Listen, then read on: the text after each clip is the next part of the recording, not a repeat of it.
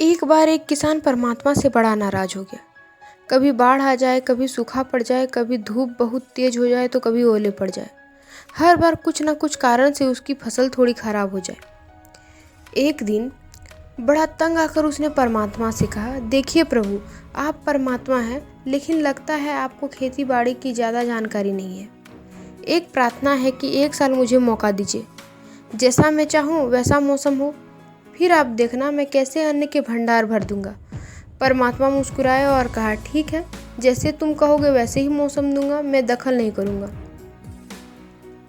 किसान ने गेहूं की फसल बोई। जब धूप चाहिए तब धूप मिली, जब पानी तब पानी। तेज धूप, ओले, बाढ़, आंधी तो उसने कभी आने ही नहीं दिया। समय के साथ फसल बढ़ी और किसान की खुशी भी, क्योंकि ऐसी फसल तो आज तक नहीं हुई थी।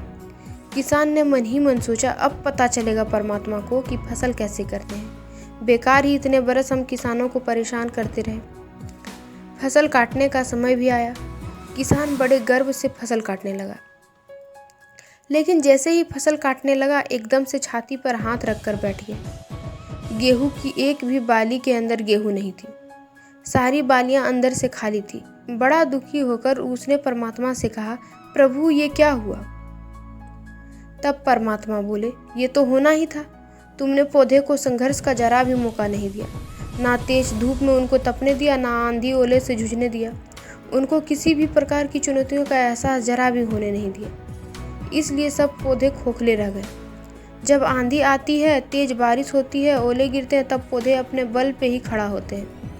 वे अपना अस्तित्व पहचानने का संघर्ष करते हैं, और इस संघर्ष से जो बल पैदा होता है वो ही उसे शक्ति प्रदान करता है, ऊर्जा देता है, उसकी जीवन की कष्ट से उभारता है। सोने को भी कुंदन बनने के लिए आग में तपने, हथौड़ी से पीटने, गलने जैसी चुनौतियों से गुजरना पड़ता है, तभी उसकी स्वर्णिम आभा उभरती है और उसे अनमोल बनाती है। उसी तरह जिंदगी में भी अगर संघर्ष ना हो, चुनौती ना हो, तो आदमी खोखला ही रह जाता है। उसके अंदर कोई गुण नहीं आ पाता। ये चुनौतियां ही है जो आदमी रूपी तलवार को धार देती है, उसे सशक्त और प्रखर बनाती है। अगर प्रतिभाशाली बनना है तो चुनौती को स्वीकार करनी चाहिए, अन्यथा यह खोखले ही रह जाएगी।